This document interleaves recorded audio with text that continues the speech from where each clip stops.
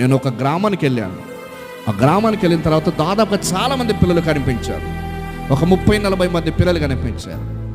ఆ ఊరికి వేరొకడు వచ్చాడు, ఒక పిల్లోడు వస్తే ఆ పిల్లలు ఒక స్టేట్మెంట్ ఇచ్చారు. ఏమన్నారంటే, సార్ మా ఊర్లో పిల్లలందరికంటే వీడు పచ్చి దొంగడు అని చెప్పాడు. పిల్లలే చెప్పారు, పెద్దలు కాదు స్టేట్మెంట్. వాళ్ళ అమ్మ ఊరు అది.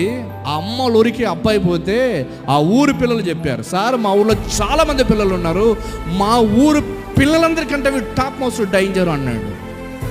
విచిత్రమైన సంగతి ఏంటంటే, షాక్ అనిపించింది నాకు. వాళ్ళ తల్లిదండ్రులకు తెలిసినా కూడా పట్టించుకోవట్లే. వాళ్ళ తల్లిదండ్రులకు తెలిసినా కూడా పట్టించుకోవట్లే.